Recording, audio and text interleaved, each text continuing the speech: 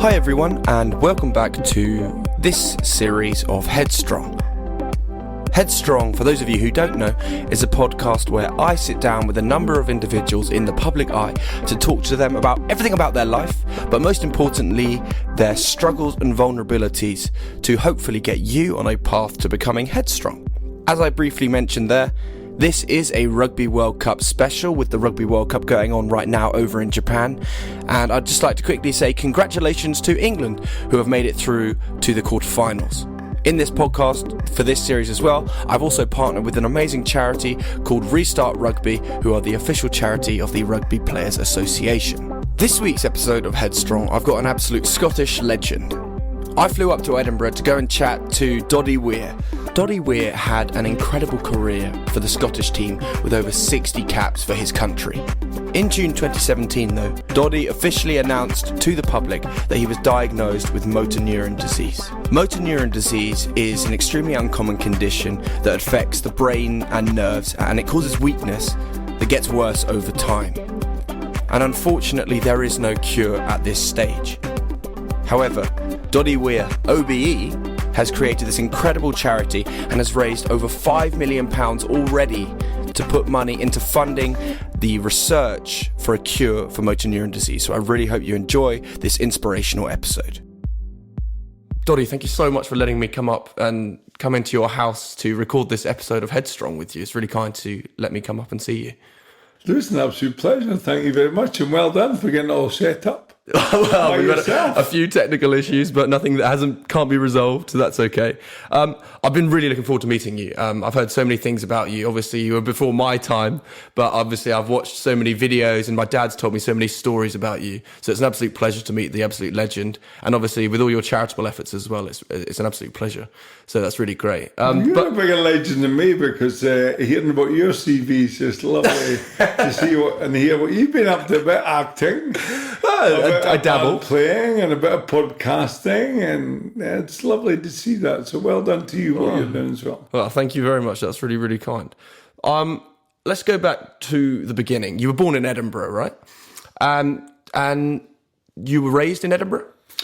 Not really, no. Born in Edinburgh, yeah, because mum had sadly passed away maybe about a couple of months ago. I'm sorry. So we grew up on a family farm, just possibly maybe 40 minutes south of Edinburgh. So that's where I was raised, at a place called Fountain Hall Farm. It was called Ferry Farm. So I'm the eldest of four. So I've got one sister and two brothers. So that's where we grew up. Went to the local primary school, which was pretty small.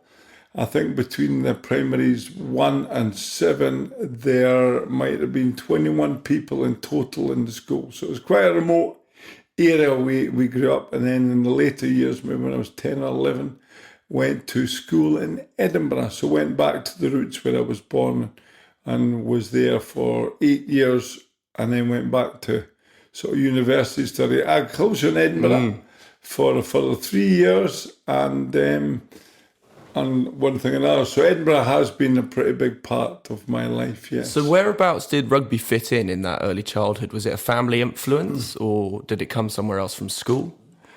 Well, I think more from school. For the Borders is what there's a kind of saying, it's "I been," which means it's always been a big rugby area. But with that, I think because the school was so small, we didn't really do an awful lot of sports. So it was Daniel Stewart's and Melville College in Edinburgh is where I went to school.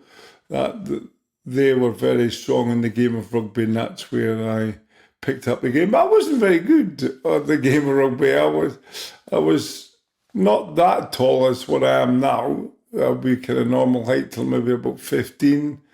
I was maybe in the first and seconds all the way along. In the later school years, I'll be the fourths and fifths, because I was always very skinny. So with that, didn't do great amounts in the game of rugby. But in the later years of school, decided that it was something I wanted to do. But I have to admit, it was horse riding as well that I used to do quite a lot, which is maybe surprises quite a lot of people, because standing here at 6'6", you don't normally find the horse riders that size. So I was in the pony club at early years. So that's my main sport. It was the sport that I thoroughly enjoyed, was riding on the horses. And with anything, when you look back on it, it probably gave me a bit of training to be in the rugby. So when you do the dressage, you've got to try and remember your course, and that might help me with remembering the line out calls and everything. When you're on the cross country, you've got to have a bit of trust in your horse, because there's some pretty big jumps in there. And again, in the line outs in the game of rugby and the scrums, you've got a lot of trust in the props and the players round about you. And then in the show jumping, you've always got to try and find the quickest route from A to B. So you've got to try and cheat as much as you can. Were you good at that? Well, I think and nowadays you were able to cheat a lot more than Not that we're obviously encouraging that at all, Doddie. No, cheating's maybe strong. You've got to play as close as you can to the laws of the game. Cheating is not what it's about. But by that I mean the referees, you've got to try and go as close to the gain line as possible. So that would be an idea like being offside. Yes, it's cheating, but you only get called a cheat if you get caught on the game. But I don't endorse that anyway. But that's these little things is when the referee's maybe looking in the wrong direction and you gain a couple of yards. Now, that's cheating as such, but not and it's trying to play with the laws of the game. And it was quite enjoyable doing that. But now you can't do that because of the amount of cameras that are on the game. So it's certainly changed a lot. But the early days was Stumel, but it was a horse riding that I wanted to compete with. I have heard you say recently that you think that the game's gone a bit soft. Well, there's certain areas to it that I think it's probably very true. And certainly the contact area, the tackle, is maybe harder now. But we had a thing called rucking. So if you're on the ground in the wrong place, people would stand in it. There was also a lot more battles with each other. In the game, you see the referee, maybe the contacts not as difficult as it was because people could steal the ball nowadays. They're very seldom does that happen today. So yeah, the rucking certainly makes a big difference. And yeah, I think in a certain way maybe it is a bit softer. Well, you played for a lot of big clubs. You played for Newcastle, the Borders, and then obviously you had 61 caps for Scotland. Looking back on your career now, taking that, outside perspective, is there anything that you look back and think that was a real highlight? That was like up there, top of the list of your rugby career? Lewis, I think you've hit the nail on the head. I've been very lucky and look back and don't really talk about it too much. So when you say it, just because I think I've been very fortunate, above the average height. I was brought into Scotland when I was 20. I was 13 and a bit stone then. So how the game has changed now, it was great fun. Not maybe if I was involved now, I might not have enjoyed it as much because it's very analysed now. Every time you go training, you got a GPS unit on, you watch your diet, your sleep. Every single part of the game is analysed, and I didn't really like that. What I enjoyed is just going out and playing, and the social aspect as well was pretty massive in our day, which was quite exciting because we meet up on a Wednesday before an international on a Saturday and have quite a few beers and enjoy it. Good team time. We'd sleep it off Thursday, Friday, and then play again on Saturday and want to play. Now I think the players of today probably meet up weeks in advance, not allowed any socialising. And to me, it was an enjoyable time. So when you have a look back on what I've been very lucky to be involved in, playing for the local side in Melrose was a great time. We had a bit of success there. On to Newcastle, a bit of success there as well.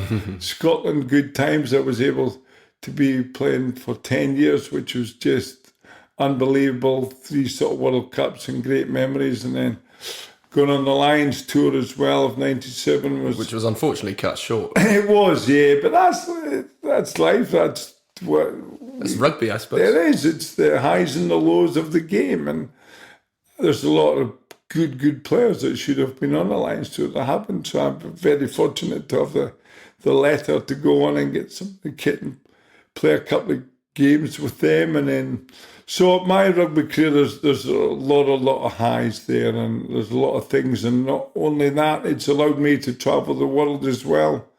I was on Question of Sport at Lapland, which... No way. Cool. on the Christmas special, all due to the game of rugby and the rugby tours you go on and the travels you've had there. I'm just sort of living the dream, to be fair with you, because I've had such an amazing time and met a lot of amazing people. And it's an example. It wasn't for my rugby, wouldn't meet you, big man. Well, thanks for having me. And so early into the new millennium, you were coming to the end of your rugby career and you retired. Did you know when you were retiring from playing rugby that you always wanted to stay involved in the rugby scene? Because you obviously did some punditry for the BBC, but then you obviously had your university degree in farming, and then you did some after dinner speaking as well. Did you always want to keep some sort of rugby in your life? Yeah, I think when everyone's giving up the game of rugby, I thought I could do a bit of coaching. But there was no opportunities there, because in the game of rugby, you have a look at the coaches, and in order for myself to do it, I'd have to do it professionally, and there's maybe not the opportunity there. There's not a lot of vacancies compared to like football, so nothing came up. So yeah, I lived the dream after the game of rugby and went to work for my father-in-law, because my old boy said there wasn't enough work on the farm for him and I in the sewage treatment world. So I went and started selling sewage plants. So that's where the slogans came that your business was now my business, and your number twos are my number ones, and a lot of things like that. So we did that for maybe 15 years till where we are at the moment with this MND. But that was an enjoyable time, because at some stage you've got to give up the rugby and where you are and what you're doing. And I was quite excited about trying a new arena, and that was the business world and into the sewage world. So it was a new chapter in the book, I suppose. It was exactly that, yeah. A new chapter, a new area to try and conquer. Well, you'd gained so many fans from rugby, but then obviously in 2017 you obviously came out and were public with your Motor Neurone Disease, and that obviously attracted a lot of attention in the rugby scene, but globally as well. And I can first of all say congratulations with how much money you've raised so far for your charity, which is incredible. Do you know what the figure is to date? Well, if we go back to it, it's not me, and I feel we're talking about the game of rugby, which is, I feel like a back at the moment. You know, the good-looking backs, yeah, like yourself. that take all the glory for winning the game. I was on the bench, Doddie. I was on the bench. I don't believe that at all. But it's like the standoffs and the full-backs and the wingers who score all the tries, win the games, get the accolades. But actually forget it's the forwards that actually win the ball for them. And I feel a bit like that as well at the moment. The amount of support has just been unbelievable.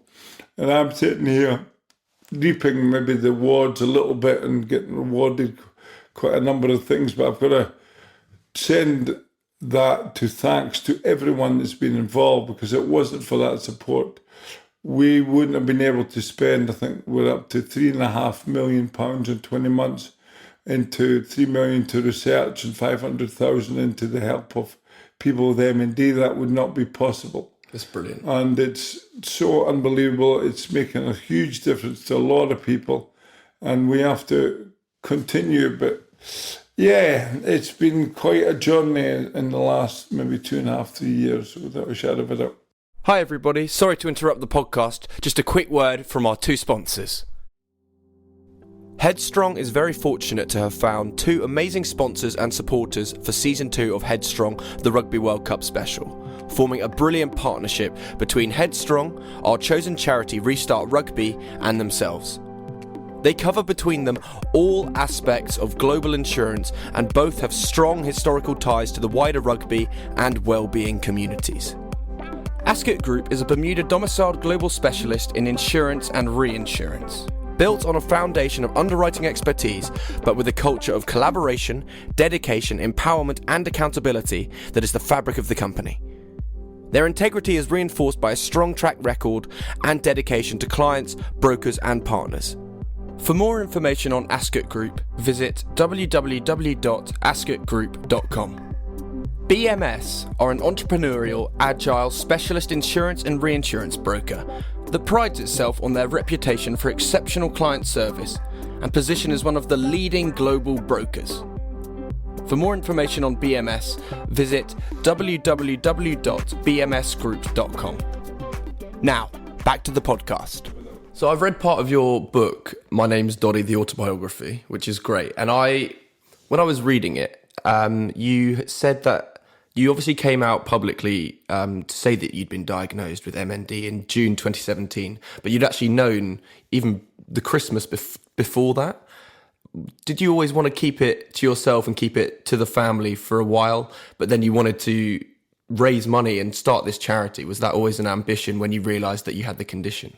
Well, if we go back a little bit, the MND, it's there's no one sort of form of test to find you've got MND. So you've got to go through quite a lot of different tests. So brain scans, funnily enough, they didn't find anything there. So that wasn't an issue. Lumbar puncture, shock therapy, blood tests. And if everything comes sort of clear, there's an indication you've got MND. So we went through a number of tests. And we kind of got the official go-ahead or the official nod in nearly 3 years ago come December. And that, for the good lady was quite hard to take. I can imagine. But for myself, again, when you look back on your life, with the rugby, I always put myself down. So with every game you played, the next game I'll be dropped. And if you were in the team, it was a lovely success. If you weren't, you expected the worst news. Oh, well, I knew that was coming. So when I got the diagnosis of MND, that's my mentality. That's the mentality I took. Well, look, I knew pretty certain I had this because I Googled it as well. And also I used Van der Vesse's in the South African number 9. I had it as well. So I was speaking to his team and to see what was going on and what was happening. So when my professor ultimately said, you've got MND, wasn't too sure of totally what it meant, but I know myself thought, oh, this is going to be pretty tricky. And my wife, bless her, Kathy, it was the final nail in a way that she was hoping that it wouldn't be, so she was quite upset. So on the back of that, just before Christmas, my mother had cancer, and it might have been her last Christmas as well. So we thought long and hard a little bit by it to say, look, let's just keep it quiet till January or something, get Christmas through to see how we're getting on. But in the meantime as well, it was quite tricky for myself because when speaking to the professor, he said, you will not walk into this surgery in a year's time, you'll be in a wheelchair. And that was the reality and the difficult for myself because looking at the statistics on the computer, did I have a week to live? Did I have 3 months to live? 6 months? Did I have a year? 5 years? No one could tell me. No one would know. In a year's time, I was a very active individual, professional sportsman. And then to be knocked down and be told you're going to be in a wheelchair in a year's time was another difficult thing to take. And it materialised as well when we did a little research in January that with MND, terminal illness, the average life expectancy once diagnosed is between 1 and 3 years. Which is a very harrowing statistic, isn't it? It's not the best. It's very heartbreaking, really. Well, it is. And here you are, though. It is in a way, though, but you can put a different spin on it. That if you've got a medical issue that's quite serious, would you like to be told you've got 3, 6, 9 months, 3 years to live? Or would you just be like to be taken out the next day? And with me, I think looking back on it, the end of life is horrific because you may or may not know with MND, basically it's a muscle wasting disease within your body. So your muscles in your legs disappear, so you can't walk. Your hands and shoulders disappear, so you can't clothe, bathe, eat. You can't speak eventually, you can't swallow, and it's just absolutely horrific what happens. But I've been lucky, you see, so the last 2.5 years I've been spending a lot of time with the family. And because I've been told that I don't have a lot of time. So with that, it's a major buzz. So we've been doing a lot of things with family, double celebrating birthdays. And the annoying thing for myself is that there's nothing out there that can stop MND. There's a drug came out 25 years ago. That's the only thing. So obviously My Name's Doddie Foundation is raising all this money, which is fantastic. And that money is being put into the research. But do you ever get told of any progress on that? Because obviously that one drug that came out over 20 years ago, it's crazy that nothing has progressed any further. Also that drug only extends your life for 3 months, and so it's pretty useless. So I asked one question to professors, right, if you know that it has a wee bit of an effect, why can't you add bits to it to bring it in today's environment, add a turbo to it? And they said, well, we don't know really what it does. So there's very little been done on the MND side, and it's a very horrific death that people have, that you need help to do pretty much most of the things at end of life. So with that, that's why the frustrations came in, and that's why my rugby friends thought, right, we'll raise a bit of money to try and help, because they again maybe thought that I wouldn't be living too long. So they're delighted that I've lived for 3 years now. They've put a lot of hard work into the trust in the foundation. But with that, though, on a serious note, they've been absolutely unbelievable. So Scott Hastings, he's our chair, Finlay Calder, John Jeffrey, Gary Armstrong, my good lady, Kathy, Stuart Weir, who's been involved with me for a long time, and Jill Douglas is heading it all up. So the team have been unbelievable. The support's been unbelievable. It was set up really to just make a difference. And I think again in the game of rugby, if you don't get the jersey, what do? You've got two areas to look at. One is to sit down and not fight, or the other one is to say, I want that back. And with that, with the MND fight, we said, well, this is just crazy. Why there's nothing been done for 25 years? Let's go and make a difference. And at the moment with the foundation, what we've got is just been truly amazing where we are, and the focus is definitely on to try and make a difference, and we're doing that. But we need continuous support to continue. Well, for those who don't know, it's called My Name's Doddie Foundation, and it is going from strength to strength from literally everyone who I keep speaking to about it. So it's really positive for you and the whole foundation and anyone who suffers with MND as well. So that's really great that it's going from strength to strength. And listen, in a way, I think it gives me a purpose in life, and it's maybe helped me why I'm here and why the MNDs hit me a bit slower than other people. And what focuses in mind as well, and when we set it all up, there was an email came through to myself as a boy in Yorkshire who said, big man, keep up the good work. My brother-in-law got diagnosed in September 2017 and died in December 2017. He was 38 years of age and had 2 kids, 2 and 5. And I look at that in a way that is horrific, and it is horrific. But in a way, it gives me a bit of positiveness to say, well, what have I got to complain about?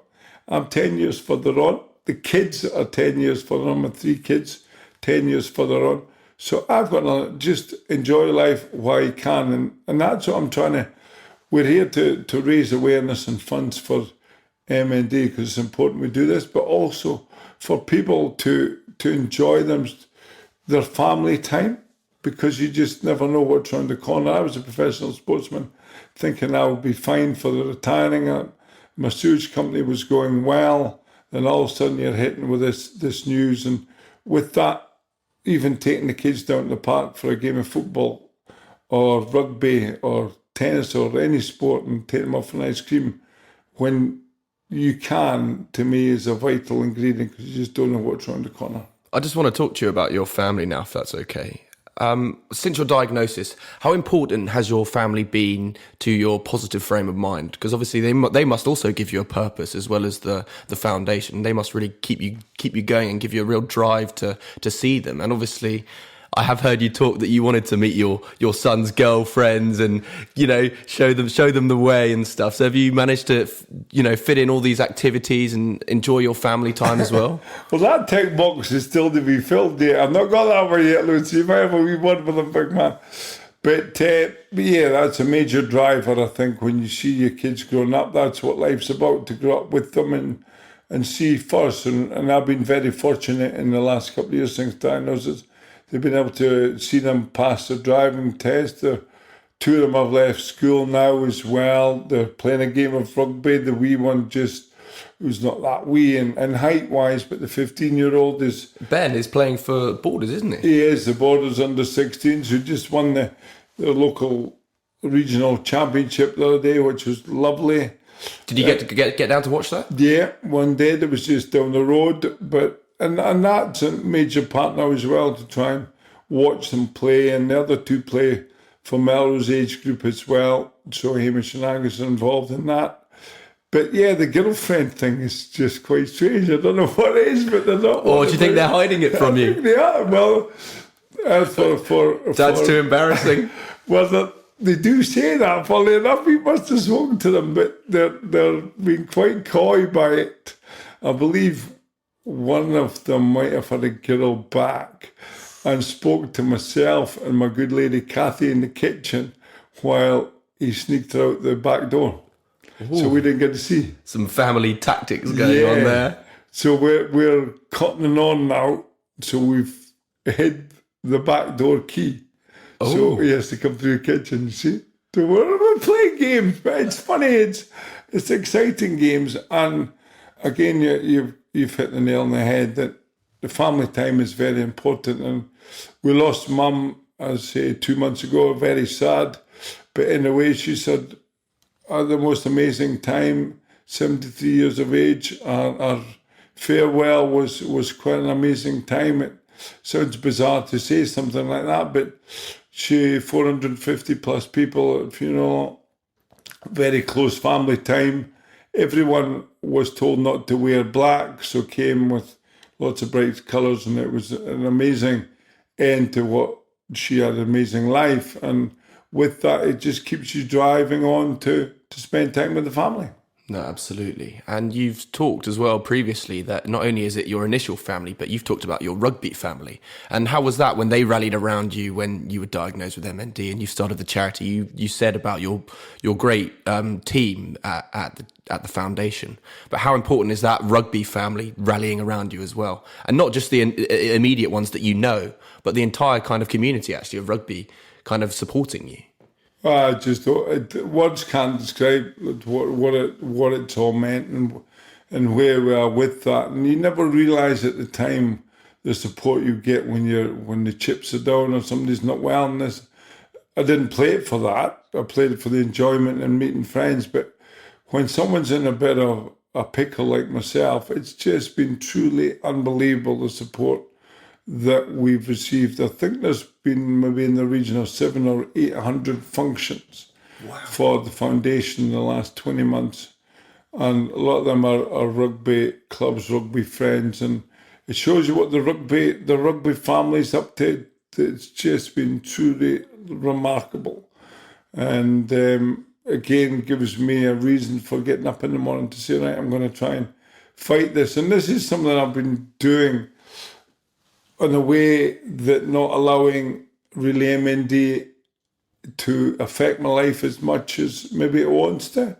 So I'm adapting. So for an example, I maybe can't drink a pint of lager with one hand, so I use two hands. No worries. Perfect. So instead of having 2 pints in either hand, it's okay. Well, yeah, I'll go to the bar and get you another one. Well, I'll do exactly that. And sometimes there's a new design coming out with a pint glass with a handle on the side. And that makes it a lot easier for me to drink. And eating, I still go and drive the tractor and drive the car just so it doesn't affect me. And I think when you do that, you have the positive mindset to it. Unfortunately, that's the only real drug. Because going back to the rugby family as well, I phoned Youth van der Bessing's foundation to see he'd been diagnosed, and I think he lived with MND for maybe 7 years before he passed away, maybe 2 years ago or thereabout, phoned his brothers to say, what has he been up to? And he said, Big Philip, we flew him around the world, everywhere. And unfortunately, no medicine helped him except positive thinking. And that's what I took out of that call, is positive thinking. Because the craziness, this is the MND, it's every patient is on self-curing. Now, by that, I mean the doctors or the professors, look, I can't help you. There's your nurse in the corner, pretty much go and die. And so you go home, you go, right, well, I'm not going to allow this to happen. And everyone has to go on the computer, I think, and Google. And everyone's doing different things. And I just think that's balmy. There should be more time spent on what works and what doesn't work. And that's the frustration. But that's my goal. That's my game at the moment. That's the long term. It is. It's the game. It's what we're playing. And we've brought all the professors together who finally are speaking together, which is amazing. It's never been done before. So the top 10, 12, 15 professors in the UK are finally maybe speaking to each other behind closed doors, speaking what they're all involved in, because before it was very secretive. They should be sharing their research and trying to find out the best, Yeah, and they weren't really doing that. So now they're doing that, which again will help the hopefulness of trying to find this cure or this. Well, that's really positive and exciting. So, we can all hope that they're working hard. They're working. Well, yeah, of course we're keeping in touch with them. That's great. It's nice to challenge them, and being the height I am, they say, "Oh, it'll take maybe 6 years," and I go, 6 years? What's wrong with 5, 4, 3, 2, 1? What do you need to do it in 1 year instead of 6 years? Do you have a lot of communication with them, or is it quite sporadic? No, we do. They're all there. We've got a kind of open dialogue with them all. We've got the most amazing team behind as well, a medical team that are doing a great job, and it just makes it life easier for myself, and to know that something's being done. It gives me, as I keep saying, a reason to get up in the morning, and we have to continue this drive, because not only with MND, it could help with MS and other neurological issues. So obviously, those that do suffer with MND, there are huge physical restrictions that you have to adapt and overcome. But I imagine as well that the mental aspect as well is hugely, influential as well. So is there anything that you maybe practice daily that helps you physically or mentally, that gets you through daily? Or is it that positive mental attitude that gets you through it? Well, I think definitely the positive mental attitude. You got to get up with the positiveness to say, right, I'm going to do what I can do. And then today, for example, or the week, I go and see a chiropractor. Now, it's been working for me. It might not work for everybody. So I see him once or twice a week. I see a deep sports massager, and again, works for me, might not. I go swimming once a week and the gym. Now, my idea behind all that is if I can keep the body active, then hopefully the muscles can't disappear as quick. And again, I mentioned still living a wee small thing here, that I was driving my tractor this morning, driving the car still. So with these ideas, I'm heading to Edinburgh tonight to speak at the Edinburgh book festival on my book there. So very exciting. And going up on my own, it sounds like it's a kiddie thing, but actually, Lewis, it's a big thing for me to say that I can still be independent.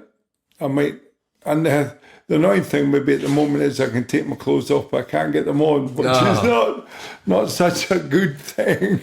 A bit of a shock for the sons when they walk in. Well, and again, you talk about the family. The boys are fantastic. Now they've maybe had to help me more than other family members or other people need to do, which they're adapting to that as well, which is lovely for them. So things are very busy, but I do, as you mentioned, on a positivity to say, I have MND, it is a terminal issue, things are not very clever, but I'm not going to let it affect me as much as maybe it could do. So I'm going to continue and get on and see people and do things. Are there any highlights or things that have occurred that you've actually had the opportunity to experience despite being a sufferer of MND? Because obviously it may have opened a few doors.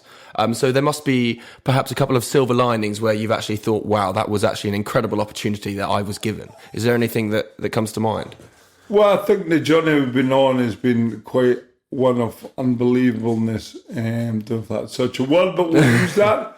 Because we've been invited to a lot of lovely places as a family.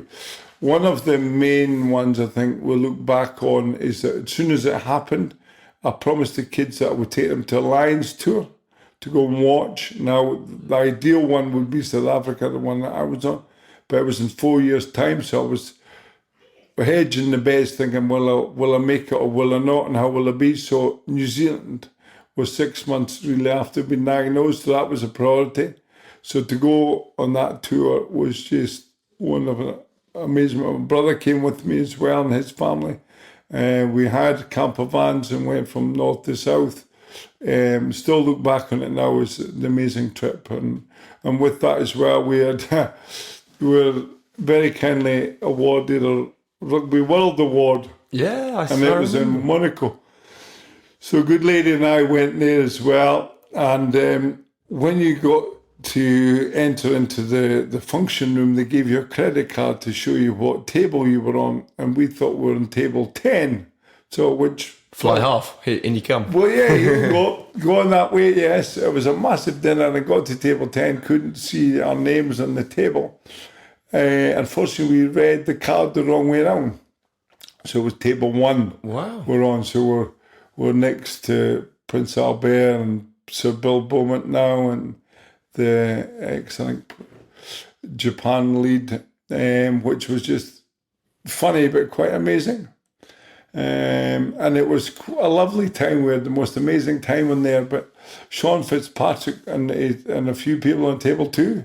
I thought being on table 1, we'll get some special wine with Prince Albert. I thought, yeah, here we go. But looking across to table 2, where Sean and the team and his team were there as well, a lot of other boys were there, got the same wine. Well, it was a bit, because at the end of the dinner, we good lady and I were semi-sober, and Sean and his team were quite tiddled because we were not allowed to help ourselves. We had to get table service because the hierarchy, so we had to wait for Prince Albert to finish his glass. It'd be rude if you were necking out the bottle. Where the table 2 were on it.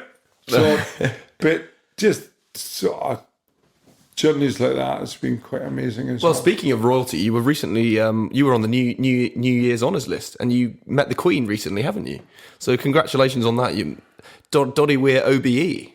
It's very kind. But again, all these credits and awards have come from so many lovely people that have helped out in the journey that we're on, and support and raising awareness and funds as well. So it's really down to them, and I'm just taking the accolade. But that special occasion was made special, and you mentioned it before in the programme here, the family. So the 5 of us went up to the palace, and it was just an amazing day. But amazing day made very special because of family, and thanks to everyone for what they've been doing, because that wouldn't be possible. So it wasn't. Still, the memories are still there, and hopefully with the kids for a long time to come. Yeah, whilst you may still take the honour, there's that huge community that's surrounded you that have got you to where you are today, which is amazing. Really, really exciting. Do you remember though what the Queen said to you? Seemingly not allowed to tell what she said. You're not allowed to say? No, you're not. Oh, no. I'm afraid. Oh, God. Yeah. That's stumped that question. It has. I'm so sorry about that. No, I'm joking. Yeah. She was asking how you're getting on, and good luck with your acting. You could be the next James Bond, she said. Not to me, though. Not to me. To you, Liz. Yeah. Oh, that's great. She is one of the most amazing ladies, I think. I couldn't agree more. That are there, and her work that she does, tireless, very friendly, very nice, and just truly lovely. And it made it probably more special that she was there to hand over, and the boys were able to be in the company of her as well, which was just lovely. So what's next for Doddie Weir and your foundation? Are you going to continue keep raising support and awareness for motor neurone disease? Is that the goal? Most definitely. We're picking up steam. We're relatively young in charitable terms. Absolutely. But the support and the drive that we've got is just truly amazing. We're making inroads to give grants to and money to research, because that's what's required to try and find a cure. And that's my goal. That's my legacy in some ways, is to make a difference but the benefit with this is the foundation's got quite large now in the monetary term, but we need to keep going with that, but also in the support, because not only helping myself, it's everyone with MND in the UK and the world we're here to try and make a difference with. And that is certainly where I'm putting a lot of effort into, and it keeps driving me on. So everyone with MND, rest assured that we need as much support, more money, unfortunately, to keep continuing. But there's things coming afoot at the moment that will make a difference to our lives at some stage. Well, I have no doubt that the support will continue, which is really positive for you and the charity, which is great. But obviously this is a Rugby World Cup special podcast, and so obviously I need to talk to you about the potential of how Scotland might fare at this year's World Cup. And obviously the group is Ireland, Japan, Russia and Samoa. How do you think the boys are going to do? Well, I think they're going to bring the trophy home. They've kept the Calcutta Cup for another year. So with that, that was a great game, wasn't it? It was an unbelievable game, yeah. And it gives confidence to the team.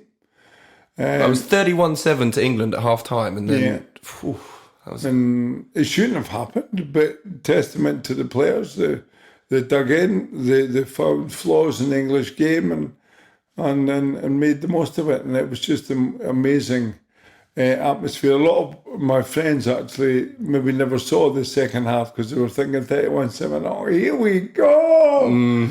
Went away, walked the dog and missed the final result. But the World Cup is special. And once every 4 years it comes around. It's cup competition. Scotland have got quite a tricky group, I would say, with Ireland and Samoa are always pretty tricky. Pretty physical team. Physical, big boys. Japan have shown a certain increase in determination and how they play, and it's at home for them as well. So Scotland, I think their goal will be to get out the group, which I think they could easily do, although they've not had the best of starts against France last week. But it's warm-up games, and I think people maybe look into it too much. There's maybe some teams that are trying different things and ways and means to play the game. And with that, when you go into the competition, that's when it starts. That's when results count. And it'd be lovely to see the Calcutta or the World Cup next to the Calcutta Cup. So I think I know the answer to this question that's coming up. But so the 2nd of November 2019 is the final. Who are the two teams that are going to make it to the international stadium of Yokohama? Who are going to be the two teams? So obviously Scotland is one, clearly. There. I think, I don't know what way the draw goes, but if Scotland, New Zealand could be in the final, that would be quite nice. And then Scotland beating New Zealand, because it'll be a first for both, because they've never beaten New Zealand and they've never lifted the World Cup. That would be quite an amazing game. Or even Scotland-England. It would be quite a nice battle as well. Scotland-Wales? Well, Scotland-Wales. Have another one. Scotland-Ireland. Yeah, keep it in Europe. Yeah. Scotland, it doesn't matter who else comes up. But I think it's been an exciting tournament. There's no doubt about that. And there's a lot of teams who are building well to lift that trophy. So I have two final questions that I ask all of my guests on Headstrong, the podcast. My first one is, and I suppose we can slightly adapt it, what advice would you give to your sons right now as they're young adults, they've just come out of teenhood? What piece of advice would you give them? And I suppose, would you have given to your younger self at 18? Looking back, I think it's got to be enjoying life. Only comes once, and I look back on my life and wouldn't change anything, because from day one, when maybe even at school, later years at school, I enjoyed every time. If you've got an opportunity to do something different, then do it. If you like it, do it again. If you don't need to do it again, sort of thing. But certainly go out to enjoy life, because you just don't know what's around the corner. And my final question is, what does the word headstrong mean to you? Oh, okay. Think on the feet here. Headstrong, there's two meanings I would be looking at it. Headstrong sometimes could be a negative way of thinking, to say that you're a headstrong individual, that you are always correct and your way is always the correct way, which I don't necessarily agree with. But another way on the meaning of headstrong would be, and I think this is one I would take it on, would be a positive. Bring something to the world that maybe isn't there already. Be nice to people. Be thankful. Please and thank you cost nothing. And with that, it gets you a lovely, it gets you a long way. And headstrong is just be confident with yourself and what you can do. Doddie, I've really, really enjoyed this conversation. Thank you so much for letting me come up to your lovely house. I haven't met the kids, but I'm sure they're absolutely great. Best of luck with My Name's Doddie Foundation. May it continue going from strength to strength. And I hope that you keep finding, greatness in each and every one of your days, which is great stuff, which you seem to be doing. You're so positive, and it's so lovely that you haven't stopped smiling this entire conversation. It's because I think you enjoy life as well. And I'm just having a look at the state of your mobile phone there, you see, with all the cracked screens and everything. It's an indication that life is for living, and you've been living life, and the best wishes to you, because you fulfill a lot of the sites that I'm on and sayings that I'm looking at the moment. So good luck to you, and it's been an absolute pleasure. Thank you very much. A huge thank you to Doddie Weir for his time and energy when I flew up to Edinburgh earlier this year. I think we can all agree that he is an incredibly inspiring individual, but he's still got such an incredible sense of humour and personality that I hope stays with him forever. I wish him and his foundation all the best as well, to continue raising all that money to find a cure for motor neurone disease. Well, that is it for this episode of Headstrong. I really hope you've enjoyed it, but I really want to get the message out from all these inspiring individuals to as many people as possible. So please do talk to all your friends, your family, go share it if you fancy on social media, and definitely please do subscribe and rate it on all the streaming platforms. At the end of this series as well, I'm going to be auctioning off a couple of pieces of Rugby World Cup memorabilia signed by every person that has come on this podcast, as well as a couple of special mentions including Danny Cipriani and James Haskell. So if you're interested in those, keep an eye out on the Headstrong social platforms to see how you can bid on those. The money I raise on these items will go straight to my partner and the charity Restart Rugby. More from Damien Hopley on the charity right now. My name is Damien Hopley, Group Chief Executive of the Rugby Players Association. Restart is the official charity of the RPA, and the charity provides crucial support to current and former professional rugby players suffering from serious injury, illness or hardship. Since 2005, Restart has invested over 1.7 million into player welfare and support by funding medical treatment, rehabilitation or disability support, financial support and emotional support, by providing a 24/7 confidential counselling service, and we're the only body in English rugby that invests in mental health support. 1 in 4 people in the UK will be affected by mental illness in any year. Rugby players are no exception, and often the pressures and strains that act as a catalyst to mental health issues are magnified for professional athletes. Players often find it difficult to cope with the transition out of rugby, and the reality is that over 60% of players reported mental health issues post-retirement, and over 50% of players take 2 years or longer to be in control of their lives post-rugby.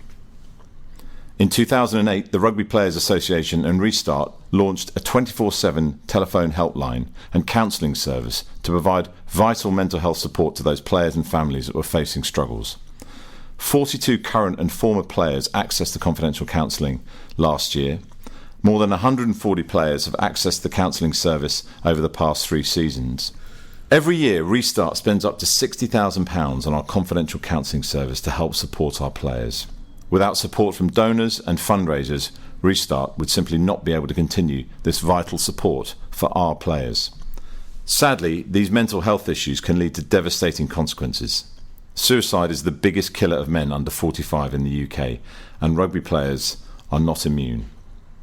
It's great to see the players talking more openly about their mental health struggles within rugby and after they finish playing.